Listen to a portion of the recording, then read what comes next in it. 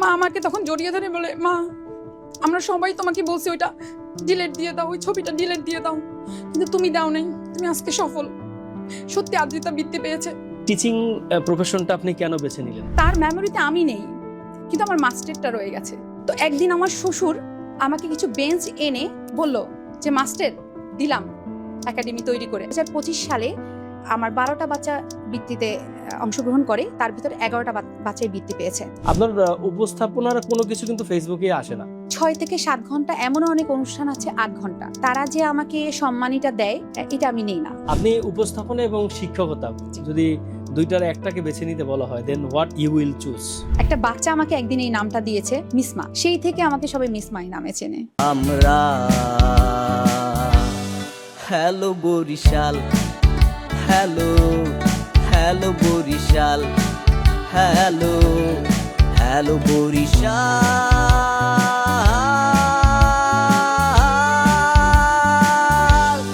Hello Barishal.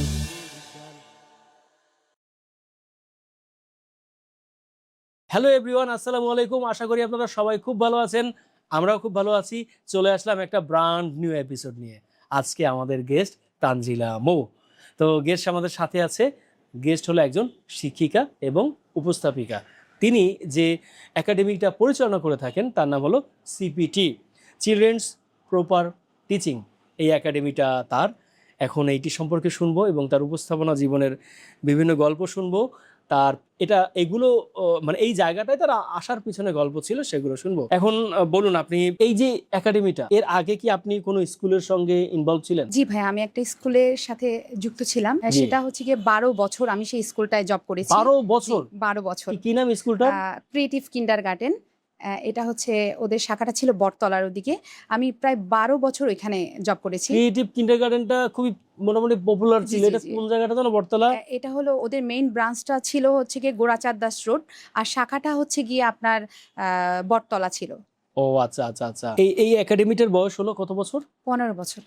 লম্বা সময়। Student কেমন আছে? ভাইয়া, আল্লাহ যদি সহায় হয়, আল্লাহ যদি রহমত করে আমাদের প্রতি, তো সামনে আমরা স্কুলের দিকে যাচ্ছি। ইনশাল্লাহ আল্লাহ সেই আশা আপনাদের পূরণ আমিন। করবে। স্কুলটা দিলে ওই কম্পাউন্ডেই করবেন জি নাকি? জি, ওখানেই করতে চাই। ও, তাহলে তো খুব ভালোই হয়েছে, মানুষ জি, জি। জায়গাটা চেনে ওইখানেই আর কি। আপনার টিচিং প্রফেশনটা আপনি কেন বেছে নিলেন? ভাইয়া, এটা হচ্ছে কি আমার নানির মাধ্যমে। আমার নানি হচ্ছে ওমেন্স কলেজের লাইব্রেরিয়ান ছিলেন, ওমেদা বেগম। এখন সে নেই পৃথিবীতে। তাকে দেখে প্রথম আমার স্বপ্নটা জাগে টিচার হওয়ার। অনিল রাজন, সরি, লাইব্রেরিয়ান। যারা আমি অমৃতলাল কলেজে দেখেছি লাইব্রেরিয়ান, আমার খুবই শখ ছিল যে আমি যেন লাইব্রেরিয়ান হই, কারণ ওই পেশাটা আমার খুবই ভালো লাগতো। এখন হলো আচ্ছা, তাহলে অনুপ্রেরণা কে এটার জন্য? অনুপ্রেরণা হচ্ছে গিয়ে নানি। ওকে। তাকে দেখে তার মানুষের প্রতি উপকার, তার সে মার্জিত একটা পোশাক পরতো, সেই সকালবেলা স্নিগ্ধ একটা স্বাদ ছিল তার, ওরে। একটা ব্যক্তিত্ব ছিল, আমাকে সবসময় মুগ্ধ করতো। আমি সবসময় ছোটবেলা থেকে মনে প্রাণে চাইতাম যে আমি টিচার হতে চাই। আপনি Fantastic. ছোটবেলা যখন কেউ প্রশ্ন করতো জি। তুমি বড় হলে কি হতে চাও, আমি এক বাক্যে একটাই উত্তর দিতাম, আমি টিচার হতে চাই। আপনার এই যে একাডেমিটায়, জি। এটার মানে ক্লাস রেঞ্জ কেমন? এটা মানে হাতে খড়ি থেকে দ্বিতীয় শ্রেণী পর্যন্ত। একদম। আর সহশিক্ষা হচ্ছে গিয়ে নাচ এবং ছবি আঁকা, সুন্দর হাতের লেখা। ওকে, তার মানে এই যে তৃপ্তি কোচিং, আমি আপনি জি, জি। আর হলো মাদার যে কোচিং একই ফর্মে। একই ফর্মে, কিন্তু Okay. ওদের থেকে আমার একটু ব্যতিক্রম হচ্ছে আমি একজন নাচের টিচার প্লাস আর্টের শিক্ষক, আর সুন্দর হাতের লেখা শেখাই। ওকে, তাহলে তো খুবই ভালো হলো। এইটা কিন্তু খুবই ইম্পর্টেন্ট। একটা বাচ্চা যখন হাত খড়িতে যায়, জি জি। তখন ওই সময়টায় যারা পড়ায়, ওই পড়াটানো নিয়ে খুব গার্ডিয়ানরা খুব নার্ভাস থাকে যে কার কাছে দিবে। সেক্ষেত্রে আপনারা এই সিপিটিকে দেখতে পারেন। এছাড়াও বরিশালে মাদার কোচিং এবং কে যেন তৃপ্তি কোচিং, কোচিং, জি। তারাও আছে। একাডেমির গল্প তো শুনলাম, ইতিমধ্যে আমাদের বন্ধুরাও এর গল্প করেছে, মানে বাহিরে বসে এই সিপিটির। আপনার এই প্রতিষ্ঠান দেওয়ার পিছনে মানে কার অবদান সবচেয়ে বেশি? ভাইয়া, প্রথমে হচ্ছে গিয়ে এক বাক্যে যদি বলতে হয়, সেটা হচ্ছে আমার শ্বশুর। শ্বশুর? জি, আমার তো শ্বশুর। আপনি তো শ্বশুর বাড়ি যেহেতু আছেন, জি জি জি। এজন্যই কি নাকি স্পেশালি শ্বশুর আবার এটার জন্য ফাইট দিয়েছে বা করেছে? অবশ্যই সে ফাইট দিয়েছে, তার জন্যই একাডেমিটা দেয়া, এবং আমার হাজবেন্ডের সাপোর্ট। ভাইয়া, থ্যাংক ইউ সো মাচ। এখানে হলো কিরকম সাপোর্টটা দিয়েছে? ভাই, আমি ছোট্ট করে একটা কথা বলতে চাই। Please. যেমন আপনার হ্যালো বরিশালে যখন আমি আসি, তো আমাকে ওই দিয়ে যায় তো আমি যখন নামি তখন আমাকে বলতেছে যে তোমার এই গল্পের কাহিনী থেকে আমি কোথাও আছি। তো আমি তাকে উত্তরটা দেইনি, আমি নেমে শুধু হেসেই চলে এসেছি। তো তার উদ্দেশ্যে আমি বলতে চাই, প্রত্যেকটা কাহিনীতে একজন নায়ক থাকে, আমার কাহিনীর নায়ক হচ্ছে গিয়ে তুমি। ধন্যবাদ তোমাকে, আমি সত্যি কৃতজ্ঞ, আমার পরিবারের কাছে আমি কৃতজ্ঞ। ভাইয়া শুনলেন তো, আমরা যারা আছি আমরা ধারণা করে থাকি যে ফিমেলরা বোধহয় আমাদেরকে মানে আমাদের সামনে বসে এরা আসলে কিছু বলতে চায় না, কিন্তু মনে মনে ঠিকই তারা এরকম চিন্তা করে রাখে। আজকে তো শুনতেই পারলেন আপনি, হ্যালো বরিশালের মাধ্যমে আপনি কিন্তু শুনলেন। সো হ্যালো বরিশালকে কিন্তু আপনার এটার জন্য ভালোবাসতে হবে এবং আমাদের ভিডিওগুলো শেয়ার দিতে হবে। সো আঙ্কেল কেমন আছেন? ভাইয়া উনি হচ্ছে গিয়ে 8 বছর ধরে একদম বিছনাতে, মানে হ্যাঁ, স্ট্রোক করার পর একদম প্যারালাইসিস সে, এবং কিছুদিন আগে সে মেমোরি লস, মানে মেমোরি লস হয়ে জি, গেছে, বিছানায় আছে বিছানাতে 8 8 বছর যাবত? বছর ধরে, 8 বছর ধরে। দেন মানে এটা কেমন, মানে কিভাবে কি করছেন? এটা ব্রেন স্ট্রোক হওয়ার পর সে তার বাঁ দিকটা অবশ হয়ে যায় সম্পূর্ণটা। তো আগে সে আমাকে একটু মজা করে মাস্টার ডাকতো। হ্যাঁ। তো তার মেমোরি লস যেহেতু, সে আমাকে এখন আর চিনতে পারে না আগের মতো, কিন্তু আমি যে মাস্টার, হ্যাঁ। এখনো তার কাছে গেলে সে আমাকে বলে, কি মাস্টার আজকে তোমার ক্লাস নেই? মানে তার মেমোরি লস, সে এখন আর আগের মতো কাউকে চিনতে পারে না। আগের মতো কি কাউকেই চেনে না সে। সে যে পানিটা খাবে সেটাও বলতে পারে না, যে আমার পানির তৃষ্ণা লেগেছে, আমাকে পানি দাও। কিভাবে বোঝেন? এটা হচ্ছে গিয়ে তার ঠোঁট দেখে, যখন সে অনেক কথা বলে তখন আমাদের বুঝতে হয় যে তার পানির লেগেছে। মানে সে এখন 6 মাসের বাচ্চার থেকেও ছোট হয়ে গেছে। মানে আবার ক্ষুধা লাগলে সে অনেক কথা বলে, যেমন আমাদের বুঝতে হয় যে তার এখন ক্ষুধা লাগছে, সে এখন কিছু খেতে চায়। যেমন সে আগে আমাকে সবসময় ডাকতো যে মাস্টার তোমার একাডেমি কেমন চলে। তার মেমোরিতে আমি নেই, কিন্তু আমার মাস্টারটা রয়ে গেছে। সে এখনো আমাকে দেখলে, আমি যখন তাকে কিছু খাওয়াতে যাই, সে আমাকে বলে যে মাস্টার কোচিং নাই। মানে ওই আমি যে মাস্টার সেটা তার মনে আছে, কিন্তু আমি কে হই সেটা তার মনে নেই। আমি হ্যালো বরিশাল মাধ্যমে বলতে চাই যে আমি আমার শ্বশুরের কাছে, আমি আমার শ্বশুর বাড়ির কাছে সত্যি কৃতজ্ঞ। আমার চাওয়াটা তারা শুনতে পেয়েছে। আসলে আমি কি চাই, আসলে শ্বশুর বাড়িরা সাপোর্ট যদি দেয় একটা মেয়েকে, আমার মনে হয় না তাকে পিছনে ফিরে তাকাতে হয়। আর আমার তাকাতে হয়নি, তাদের সাপোর্টে আমি এত দূর এগিয়ে গিয়েছি। আর আমি বিশেষভাবে শ্বশুরের কাছে, আমার হাজব্যান্ডের কাছে, আমার পরিবারের কাছে আমি কৃতজ্ঞ। আপনার এই যে তার মানে আপনি আর ভাইয়া দুইজন মিলেই ডিউটিটা জি করছেন। জি জি, তার মানে আঙ্কেলকে একদিকে দেখছেন, অন্যদিকে পড়াচ্ছেন। পড়াচ্ছি। ও একটু ভালোই কষ্ট, বাট এর জন্য দোয়া কিন্তু অনেক। না না ভাই, এই দোয়া এই পাবেন। এই দোয়া আমার তো মনে হয় এটা আল্লাহর রহমত। আল্লাহ আমাদেরকে সুযোগ দিয়েছে কিছু করবার, এটা সবাইকে দেয় না, সব সন্তানকে আল্লাহ দেয় না। বাবার সেবা করতে আল্লাহ সব সন্তানকে দেয় না।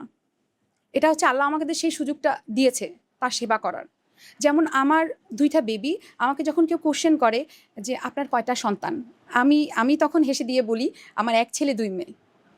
ও তোর শ্বশুরের কথা আমার হচ্ছে গিয়ে সে আমার সন্তান, সে আমার সন্তান, একদমই আমার সন্তান। মানে আমি যখন প্রথম আমার একাডেমিটা শুরু করি, আমি কি দিয়ে শুরু করবো আমি ঠিক বুঝতে পারছিলাম না। কিছুটা আর্থিক সংকট, সামাজিকভাবে কিছু প্রবলেম। তো আমার এই না বলা কথাটা আমার শ্বশুর বুঝতে পেরেছে যে আমি কি চাই।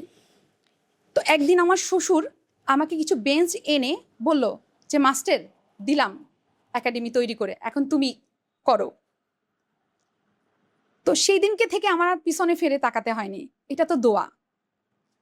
দোয়া তো আসলে ভাই হাত তুলে করতে হয় না কারোর জন্যে, এটা তো উপর থেকে আসে।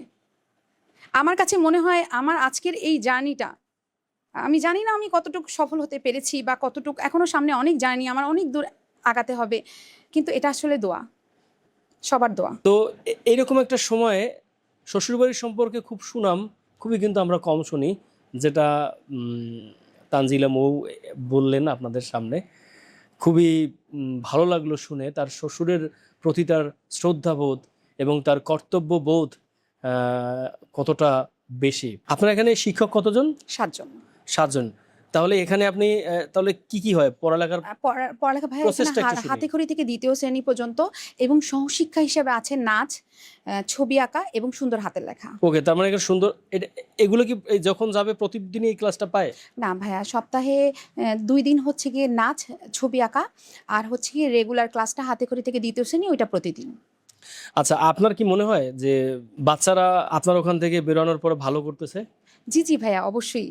এক্সাম্পল? ভাইয়া হচ্ছে গিয়ে আমাদের এখান থেকে বৃত্তি পাচ্ছে বাচ্চারা, এবং বিভিন্ন সরকারি স্কুলগুলোয় চান্স পাচ্ছে, এবং বিশেষ করে ছবি আঁকায় এবার যে কেআরপিতে যে প্রোগ্রামটা হয়েছে, এখান থেকে আমার প্রায় 17-18 বাচ্চা পুরস্কার পেয়েছে, এবং বিভিন্ন প্রোগ্রামে তারা পুরস্কার পায়। ও ফ্যান্টাস্টিক, তাহলে তো ভালোই হচ্ছে। এখানে এখানে কি মানে বিশেষ চাহিদা সম্পন্ন বাচ্চারাও কি আসতে পারে বা ওরাও আসছে? জি ভাইয়া, আমি নতুন শুরু করেছি বিশেষ চাহিদা সম্পন্ন বাচ্চাদের নিয়ে কাজ করার। আহ, একটা কথা না বললেই না, হুম আমার একাডেমিতে আজ থেকে 4 বছর আগে একটা বাচ্চা আসে। তো বাচ্চাটা হচ্ছে প্রি ম্যাচিউর বাচ্চা। হুম তো বাচ্চাটাকে 3টা স্কুল থেকে ফেরত দেওয়া হয়। হুম হুম কোনো কারণে সে আমার খোঁজ পায়, আমার কাছে আসে। তো আমি তাকে ভর্তি নেই, 3 দিন ফ্রি ক্লাসের পর ভর্তি নেই। তো বাচ্চাটার প্রবলেমটা হচ্ছে গিয়ে, সে একটু হাইপারনেস ছিল। হুম সে 3 থেকে 4 মাস কোনো বেঞ্চে বসতো না। হুম বেঞ্চে বসতো না, আমি যে চেয়ারটায় বসতাম সেই চেয়ারের পেছনটায় বসতো আমার, মানে আমাকে ধরে তারপর সে বসতো। এবং আমি যেখানে যেতাম, আমার শাড়ি অথবা যে কাপড়টা থাকতো এটা ধরে ধরে হাঁটতো। এটা দেখে আমার মানে সহকারী শিক্ষিকারা একটু বিরক্ত হতো যে কেন আমি বাচ্চাটাকে নিলাম। তো আমার আসলে গোল্ডেন বাচ্চাদের নিয়ে কাজ করলে আমরা এমনি ভালো রেজাল্ট পাবো। ওটা আমার গোল্ডেন বাচ্চা, ওটা নিয়ে কাজ করলে আমি এমনি ভালো রেজাল্ট পাবো। কিন্তু এই যে বিশেষ চাহিদা সম্পন্ন বাচ্চা, যারা একটু কম বোঝে, যারা একটু পিছানো, তাদের যদি আমি যত্ন নিতে পারি, তাদের ভিতর থেকেও ভালো কিছু বের হবে। যেমন ওই বাচ্চাটাকে হচ্ছে গিয়ে, বাচ্চাটার সমস্যাটা হচ্ছে গিয়ে, বাচ্চাটার 3টা আঙুল, মানে এই 2টা নেই, এইটাও ছোট, মাছ লাস্টের যে আঙুলটা সেটাও ছোট। হুম তো সিপিটি প্রাইভেট হোমের ব্যানারে প্রতি বছর একটা জমকালো অনুষ্ঠান হয়, ক্লাস পার্টি। এটা আমরা খুব জমকালোভাবে করার চেষ্টা করি।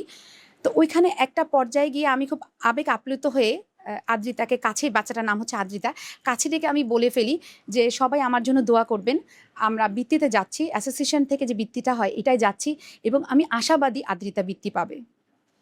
এই ভিডিও ক্লিপটা আমি আমার পেজে আপলোড করে ফেলি। তো আমি যখন আপলোড করে ফেলি, সেখানে আমার হাহারি একটা বেশি আসে। হুম অ্যাপ্রিসিয়েটের জায়গায় আমার হাহারিগুলো বেশি আসতে থাকে, এবং আমার কাছে কমেন্ট আসতে থাকে যে আবেগের জায়গাটা একটু বেশি হয়ে গেল না মিস। আমার আসলে একটু খারাপ লেগেছে, কিন্তু পরক্ষণে আমার বুঝতে পেরেছি যে আমার কাজগুলো মানুষ দেখছে দেখে আমাকে কমেন্ট করছে। আমার কাজগুলো না দেখলে তো মানুষ কমেন্ট করতে পারতো না। তো উত্তরটা আমি তখন দেইনি, তখন আমি চুপ ছিলাম। তো আমার 2025 সালে আমার 12টা বাচ্চা বৃত্তিতে অংশগ্রহণ করে, তার ভিতরে 11টা বাচ্চাই বৃত্তি পেয়েছে। 11টা বাচ্চা বৃত্তি 11টা পেয়েছে? জি, 11টা বাচ্চা বৃত্তি পেয়েছে অ্যাসোসিয়েশন থেকে। তো যেদিনকে বৃত্তির রেজাল্টটা দেয়, সেদিনকে আমি আমার মায়ের বাসাতে ছিলাম। তো আমাকে আমার সহকারী শিক্ষিকারা বলছে, মিস অ্যাসোসিয়েশন থেকে বৃত্তির রেজাল্ট দিয়েছে।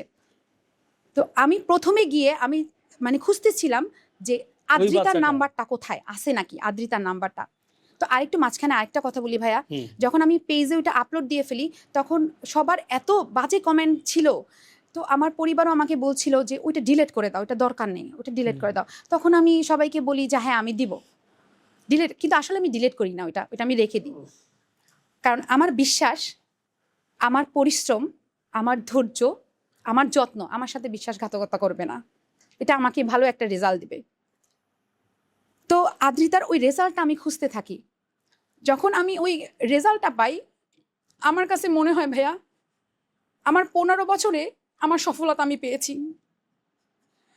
কারণ ওই রেজাল্ট আমার দরকার ছিল।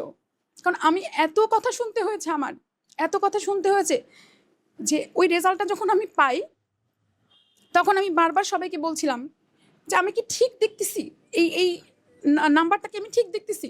আমি দৌড় দিয়ে আমার মায়ের কাছে যাই, আমার মাকে বলি, মা আমি যে নাম্বারটা দেখতেছি, আমি কি আসলে ঠিক নাম্বারটা দেখতেছি? মা বলতেছে হ্যাঁ। মা আমাকে তখন জড়িয়ে ধরে বলে, মা আমরা সবাই তোমাকে বলছি ওইটা ডিলিট দিয়ে দাও, ওই ছবিটা ডিলিট দিয়ে দাও, কিন্তু তুমি দাও নাই, তুমি আজকে সফল। সত্যি আদ্রিতা বৃত্তি পেয়েছে। তো ভাইয়া আমি মনে করি যে আমরা গোল্ডেন বাচ্চা নিয়ে আমরা খুব ভালো রেজাল্ট করতে পারবো, কিন্তু এই যে আদ্রিতার মতো বাচ্চাদের নিয়ে কেন আমরা কাজ করতে আগ্রহী না? আমাদের কষ্ট হয়, হ্যাঁ অনেক কষ্ট হয়। আদ্রিতাকে পেন্সিল ধরাতে আমার অনেকটা কষ্ট হয়েছে, অনেক, ওকে দেখাতে। এখন সে বাচ্চা আমার নাচে, বিভিন্ন জায়গা থেকে সে আর্টের পুরস্কার আনে। তো ওর মা আমাকে জড়িয়ে ধরে যে কান্না, এই যে জড়িয়ে ধরে যে কান্নাটা, এটা ভাইয়া কোনো কিছুর সাথে তুলনা হবে না।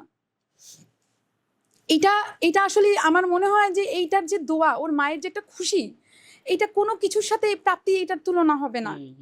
যে আমি আমার গন্তব্যে পৌঁছে গেছি, আমি যেটা চেয়েছি আমি সেটা পেয়েছি। যে আদ্রিতা আমার একটা স্বপ্নের জায়গা ছিল, এই আদ্রিতার জন্য আমি অনেক কথা শুনতে হয়েছে আমাকে। সবাই আমাকে বলতো, কি শিখাইতেছেন মিস, ওকে দিয়ে কিছু হবে না মিস, আপনি বুঝতে পারতেছেন যে এই বাচ্চা বৃত্তিতে যাবে, এই বাচ্চা পেন্সিলটা ঠিক মতো ধরতে পারে না কারণ ওর 2টা আঙুল নেই, এইটাও ছোট, সে কিভাবে কি করবে, সে তো গুনতেও পারে না, মানে ও যে গোনে, ওর গোনাটাও সমস্যা। তো আমাকে সবাই তখন বাসা থেকেও সবাই রাগ করছে যে এইটা নিয়ে যখন এত সমালোচনা হচ্ছে, সবাই যখন তোমাকে এত কথা বলছে যে এটা তুমি ডিলিট করো, এটা দেখার দরকার নেই।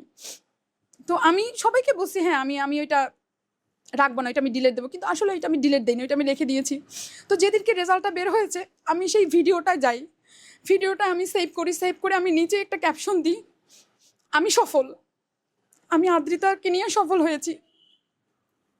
তো ভাইয়া এইটা আমার জীবনের সবচেয়ে বড় প্রাপ্তি, যে আমার সেই দিনকে থেকে বিশ্বাস হয়েছে হ্যাঁ এদেরকে নিয়ে যদি আমি চেষ্টা করি, যত্ন করি, ভালোবাসা দিয়ে এদের নিয়ে ভালো কিছু হয়।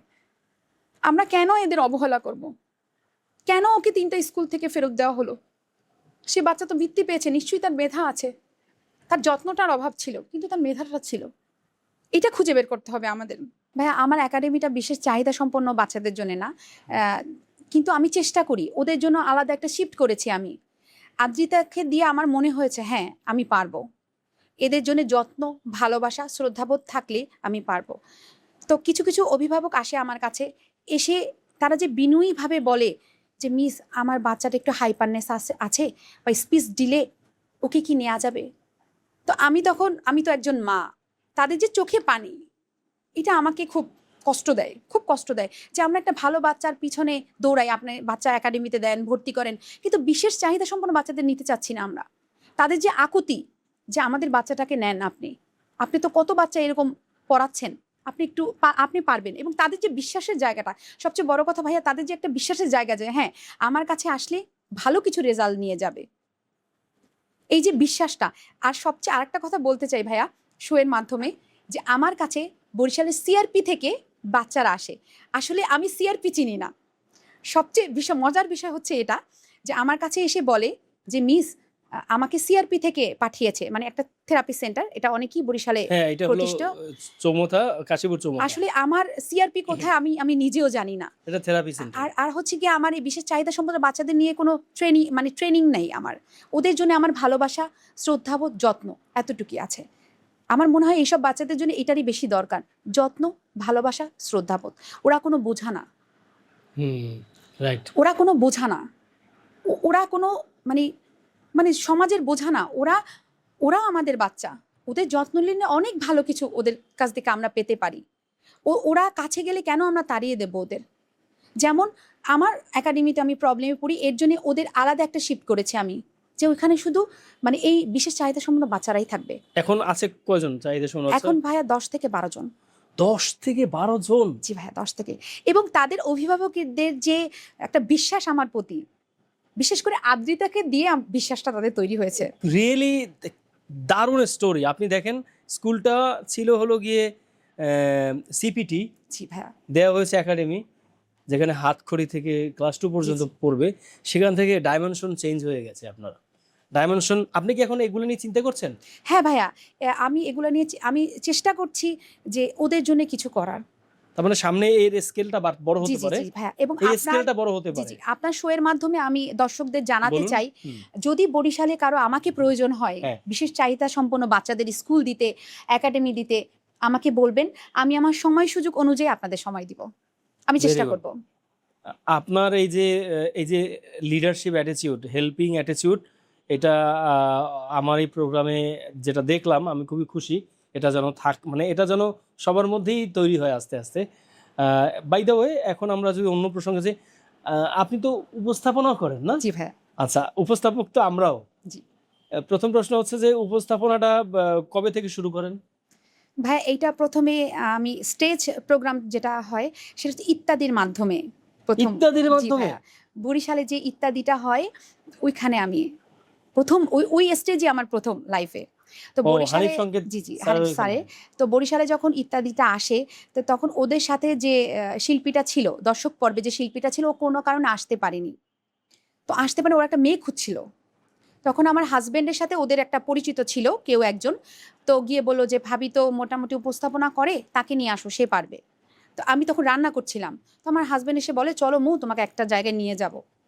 তো আমি কিন্তু কিছুই জানি না। আমি একটা নরমাল একটা ড্রেস পরে চলে গেছি। তো যাওয়ার পর ওরা যে রুমটায় ছিল আমি দরজা খুলে ভিতরে ঢুকে দেখি মীর সাব্বির ভাইয়া বসা, তানিয়া ম্যাম বসা এবং হানিফ সংকেত স্যার বসা। হুম। তো দেখে মানে আমি আবার বের হওয়া শুরু করছি যে আমি ভুল জায়গায় মনে হয় আসছি। তো মীর সাব্বির ভাই আমাকে বলছে, "মৌ আসো, আসো, ভিতরে আসো।" তো এটা যখন বলে তখন আমি পেছনের দিকে তাকাই যে আমাকেই ডাকছে? বলতেছে, "হ্যাঁ, আমি তোমাকেই ডাকছি, ভিতরে আসো।" বলতেছে, "বসো।" ভাইয়া বিশ্বাস করবেন না, আমার হাত পা এমন করে কাঁপছে। মানে এটা তো অনেক আগের ঘটনা। প্রায় ১০-১২ বছরেরও বোধহয় আগের ঘটনা। তো তখন তো আমি স্টেজ প্রোগ্রাম এই দর্শক দেখা আমার কাছে স্বপ্নের মতো। আমার তো মনে হচ্ছে যে আমি স্বপ্ন দেখছি। আমার তো হাত পা কাঁপাকাঁপি। তো বসে হানিফ স্যার আমাকে একটা স্ক্রিপ্ট দিয়ে বলল যে, "এটা তুমি মীর সাব্বিরের সাথে অভিনয় করো।" এখন ভাইয়া আমি কিছুই জানি না। আমি তো অপ্রস্তুত।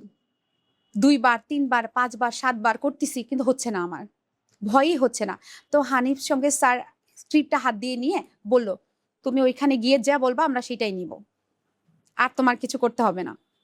তো ভাইয়া আমি ভয়ই যাচ্ছে না। সন্ধ্যার পর যখন আমি স্টেজে উঠি, মীর সাব্বির ভাই, তানিয়া ম্যাম, তারপর হচ্ছে গিয়ে হানিফ স্যার সবাই দাঁড়ানো, আরও দর্শকরা ছিল।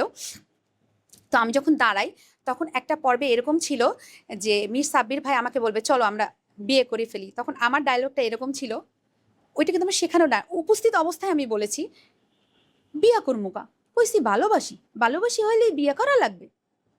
ডায়লগটা এরকম ছিল। তো ওই ডায়লগটা হানিফ স্যারের খুবই পছন্দ হয়ে যায়। খুবই দর্শকদের কাছেও খুব পছন্দ হয়ে যায়। তো ওইখান থেকে আমার প্রথম শুরু। এখন আমাকে বলতেছে যে, "তুমি তো দারুণ অভিনয় করেছো। তুমি ভয় পেয়েছো কেন?" তো আমি তখন তাকে বলছি, "স্যার আপনাকে দেখে ভয় পেয়েছি। আপনি তো স্বপ্নের পুরুষ। মানে আপনাকে দেখা এটা ভয়ের কারণ আসলেই হবে।" হানিফ এটাই সংকেত স্যারকে এটাই দেখা বিশাল ব্যাপার। এটা বিশাল ব্যাপার। তো এবং আমার কাছে ভালো লেগেছে যে আমি খুব সাধারণ একটা মানুষ, খুব সাধারণ একটা মেয়ে। তারা কত আপন করে নিয়েছে আমাকে। সে হাতে স্ক্রিপ্টটা নিয়ে আমাকে বলতেছে যে, "এটা দরকার নেই। তুমি যেটা বলবা ওইখানে গিয়ে আমি সেটাই নিব।" এবং আমার একটু ভয় লাগে না। আমি যে ডায়ালগটা দিয়েছি যে, "বিয়া করমুকা, কইছি ভালোবাসি, ভালোবাসি হইলেই বিয়া হরা লাগবে।" মানে এই ডায়ালগটা তার অনেক পছন্দ হয়েছে তার। তো তারপরে হানিফ স্যার আমাকে আ ওইখানে একটা চিঠি পর্বের থাকে, ওইখানে অফার করে যাওয়ার জন্য। তো ওইখানে ভাইয়া আমার যাওয়া সবকিছু ঠিক। কিন্তু ওইটা আমার ক্যানসেল করতে হয়েছে শ্বশুরের জন্য। আচ্ছা, তার মানে কারণ তখন শ্বশুর অসুস্থ হয়ে পড়েন? তখনও শ্বশুর অসুস্থ। কত বড় তখন sacrifice, অত অসুস্থ ছিল না, কিন্তু সে অসুস্থ। যেহেতু আমার শাশুড়ি নেই, বাসায় তাকে দেখার মতো কেউ নেই। এতটা অসুস্থ ছিল না তখন। অল্প অসুস্থ ছিল। তার মানে রেসপন্সিবিলিটির জায়গা থেকে আপনি হ্যাঁ, এটা। তখন আর আমি কারণ তাকে খাবার-দাবারের দায়িত্বটা আমার। তাকে খাওয়ানোর দায়িত্বটা আমারই। তো তখন আমি চিন্তা করলাম যে কি আছে? এটা রেজাল্ট কত ভালো হয়েছে খেয়াল করেন আপনি। ওইটা হয়তো কিছুদিন করতেন, জি, তারপর আস্তে আস্তে জিনিসটা আপনি দেখা যায় পরিবর্তন তো হয়। জি ভাইয়া। কিন্তু এইখানে একটা কষ্ট থাকতো সবার মনে জি যে ভাইয়া। ইস, মৌটা যদি থাকতো তাহলে একটু উপকার হতো। জি, কিন্তু আপনার এখন যে স্যাটিসফ্যাকশনটা, জি ভাইয়া। এটার কাছে কিন্তু ওইটা মলিন। জি ভাই, আমি তখন যখন এত বড় একটা অফার, তখন ওইখান থেকে তারা আমাকে বারবার নক করতেছে, "আসো, ঢাকায় আসো। আমি বেশি দিন সময় লাগবে না। শুট নিতে হয়তোবা একদিন সময় লাগতে পারে, তারপর চলে যাবা।" তো ভাইয়া আমার একদিনও সম্ভব ছিল না। তাকে কে দেখবে? তাকে কে দেখবে? কারণ সমস্যা হচ্ছে সে শুধু আমার হাতেই খায়। এটা হচ্ছে আমার অনেক বড় একটা সমস্যা। মানে সে অন্য কারো হাতে খাবে না। আপনার উপস্থাপনার কোনো কিছু কিন্তু ফেসবুকে আসে না, আমরা পাই না ওইভাবে। নাকি সামনে আসে না, নাকি ফেসবুক অ্যালগরিদম করেন আপনি? এটা একটু খুলে বলতেন যদি, মানে কোথায় করেন উপস্থাপনা? ভাইয়া হয় কি উপস্থাপনা আমি সবসময় ফেসবুকে দিতে পছন্দ করি না। আমি চাই দর্শকদের মনে থাকতে। ওকে। আমি মোবাইল স্ক্রিনে থাকতে চাই না। ওকে, আমি বরিশালে কাজ করতে চাই এবং আমি বহু বছর মানুষের মনে স্থান করে নিতে চাই। আমি সব প্রোগ্রাম দেখা যায় ফেসবুকে দেওয়া হয় না আমার, অনেক বুঝতে জায়গায় পারছি। বিভিন্ন জায়গায় প্রোগ্রাম হয়, সেটা দেওয়া হয় না আমার। মাসে কয়টা থাকে?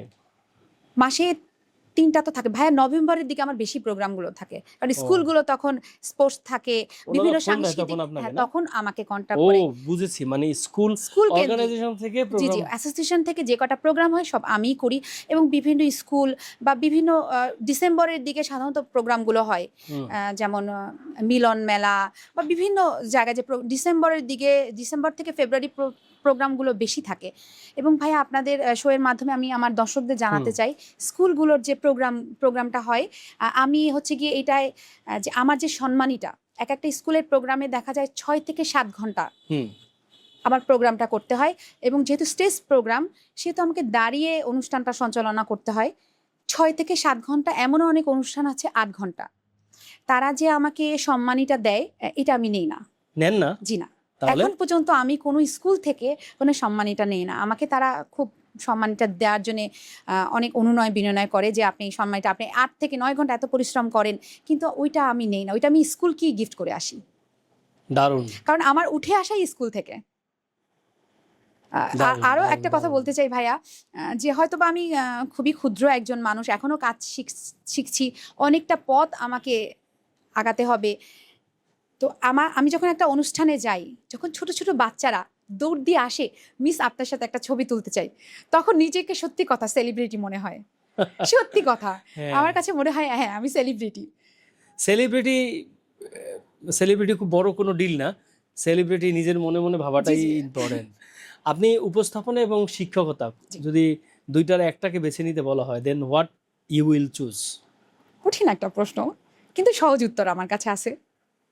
সেটা হচ্ছে, আপনার 2টা সন্তান, এখন যদি কেউ বলে একটাকে নিয়ে বাড়ি যান, আপনি কি করবেন?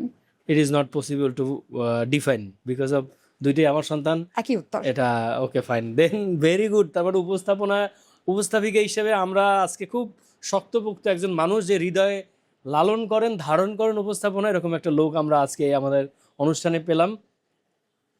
এই পেশায়, শিক্ষকতা পেশায় এবং উপস্থাপনা পেশায় যে এসেছেন, আপনার প্রাপ্তির জায়গাটা ঠিক আছে কিনা, ঝালাই করে কখনো দেখেছেন কিনা? ভাইয়া, প্রাপ্তি হচ্ছে গিয়ে বাচ্চাদের ভালোবাসা। বাচ্চাদের এবং গার্ডিয়ানদের জি, ভালোবাসা। প্রত্যেকটা মানুষের একটা সিগনেচার নেম থাকে, যেমন আমার নাম হচ্ছে মিস মা। মিস মা? জি, আমার স্কুলটায় যদি এখনো বাচ্চারা, আপনি যদি বলেন তানজিলা মৌ বললে খুব কম মানুষ চিনবে, আপনি যদি বলেন মিস মা, মিস মা নামে আমি খুব পরিচিত। হ্যাঁ, একটা বাচ্চা আমাকে একদিন এই নামটা দিয়েছে, মিস মা, সেই থেকে আমাকে সবাই মিস মাই নামে চেনে। তো মোটামুটি বোঝা গেল যে আপনি মাল্টি ডাইমেনশন নিয়ে কাজ করেন। এক্সট্রা কারিকুলাম অ্যাক্টিভিটি আর কি কি আপনি জানেন, পারেন? আচ্ছা ভাই, আমি যে স্কুলটায় প্রথমে জয়েন করি, ওই স্কুলে আসলে আমি নাচের টিচার এবং আর্টের টিচার প্লাস গানের টিচার হিসেবে জয়েন করি ওইখানে। প্রথম শুরুটা হচ্ছে গিয়ে আমার আর্টের টিচার, গান এবং নাচের টিচার হিসেবে জয়েন করি আমি ওইখানে। মাই গুডনেস, নাচের টিচার, গানের টিচার, আর্টের টিচার, দেন আবার ভাইয়া গানটা ভালো। আসলে ভালো লাগা থেকে করা, টিচার না, টিচার বলবো না, কিন্তু গানটা ভালো লাগা থেকে করা। বাট নাচটায় মোটামুটি জি জি জি। ওকে। তাহলে তো নাচ কি সোহাগ না মুরাদ, কার কাছে? ভাই, আমার ঢাকায় বাফাতে শেখা হয়েছিল। বাফাতে? জি, ও, এটা হচ্ছে ঢাকা কি, ছিলেন? জি ভাইয়া, আমি আসলে ছোটবেলা থেকে ঢাকায় ছিলাম, তো বরিশালে আসা বিয়ের পর থেকে বরিশালে সেটেল। ও আচ্ছা আচ্ছা, অনেক গুণে গুণান্বিত আমাদের তানজিলা মৌ, বরিশালের মেয়ে। তো শুনে খুবই ভালো লাগলো, স্পেশালি যে জিনিসগুলো এখন দেখি ভবিষ্যৎ নিয়ে কি বলে, ভবিষ্যৎ নিয়ে আমি একটু শুনতে চাই আপনার। ভাই, আমি স্বপ্ন দেখতে অনেক পছন্দ করি, আমরাও করি। অনেক স্বপ্ন দেখতে পছন্দ করি। আমি ঘুমিয়ে ঘুমিয়ে অনেক, এবং স্বপ্ন দেখেই স্থির থাকি না যে স্বপ্নটা দেখছি শেষ, না, আমি স্বপ্ন বাস্তবায়ন করতে পছন্দ করি। আমার ভবিষ্যৎ পরিকল্পনা আমার একাডেমিটাকে একটা স্কুল রূপ দেয়া, স্কুলের উপর বড় স্কুলের রূপ দেয়া, পরিকল্পনা, ভালো। এবং আরেকটা স্বপ্ন হচ্ছে সেই স্কুলের নামকরণটা আমার শ্বশুরের নামে হবে। ও ফাইন, এবং আল্লাহর কাছে আমার সেই চাওয়াটা, সেই সুযোগটা যেন আমাকে দেয়, সে যেন দেখে যেতে পারে। দারুণ, খুবই ভালো লাগলো শুনে, ইনশাল্লাহ হবেও আশা করি। আমিন। দর্শক, আজকের এই প্রোগ্রামটা powered by hello Barishal lifestyle এবং ওয়াও স্টুডিও। আপনারা জেনে খুশি হবেন যে এই যে হ্যালো বরিশালের অফিসটা, এটার মধ্যে আরও 2টা সিস্টার কনসার্ন আছে। একটা হলো ওয়াও স্টুডিও, যেখানে যে কোনো ব্যবসায়ী যদি চান তার প্রোডাক্টের অ্যাড বানিয়ে নেবেন, বা কোনো কন্টেন্ট ক্রিয়েটর বা কোনো ইনফ্লুয়েন্সার যদি অ্যাড বানিয়ে নিতে চান, সে অ্যাড বানিয়ে নিতে পারবেন। আবার অন্যদিকে হ্যালো বরিশাল লাইফস্টাইল কি, আমরা মূলত হ্যান্ডিক্রাফটের বিজনেস করে থাকি। মানে আসলে বিজনেসকে একটা উদ্যোক্তা বলতে পারেন। আমরা ওখানে আমাদের প্রোডাক্ট আপনারা এসে দেখতে পারবেন এবং কিনেও নিয়ে যেতে পারবেন। পাশাপাশি আর একটা জিনিস আপনাদেরকে বলতে হবে, যারা এখন ফ্ল্যাট নিয়ে চিন্তা ভাবনা করছেন, ফ্ল্যাট কিনবেন, অনেকেই বাড়ি করতে সাহস করেন না, বাড়ি একটা অনেক বড় কাজ, চান সেফলি একটা ফ্ল্যাট কিনে ভালো থাকবেন, তারা কিন্তু একটু ট্রাই করতে পারেন হিলভিউর সঙ্গে কথা বলতে। হিলভিউকে আমার মনে হয়েছে যে মোটামুটি এখন জায়ান্ট বলা যায়। অনেকগুলো প্রজেক্ট যেহেতু হিলভিউর চলছে এবং অনেকগুলো প্রজেক্ট অলরেডি সাকসেসফুল তারা, তো এখানে হিলভিউ আমার মনে হয় ওখানে গিয়ে দেখতে পারেন। এখানে ল্যান্ড শেয়ারিংয়েরও সুযোগ আছে, আবার ফ্ল্যাট সরাসরি ক্রয় করারও সুযোগ আছে। তাদের একদিকে যেমন হলো গিয়ে আপনার কি বলে, ফ্ল্যাট এখন কিনতেও পারবেন, উঠে যেতে পারবেন, অন্যদিকে সামনে অনেক হবে। তারা ঢাকায়ও কাজ শুরু করছে জলসিঁড়িতে, তো হিলভিউতে আপনি ট্রাই করে দেখতে পারেন। ওকে দর্শক, তাহলে আমরা আজকে কার গল্প শুনলাম? তানজিলা মৌ। শুধু একজন শিক্ষিকার গল্প শুনলাম না, শুধু একজন উপস্থাপিকার গল্প শুনলাম না, একজন নৃত্যশিল্পীর গল্প শুনলাম না, এবং একজন অঙ্কন শিল্পীর গল্প শুনলাম না। আমরা শুনলাম একজন মানবিক তানজিলা মৌয়ের গল্প।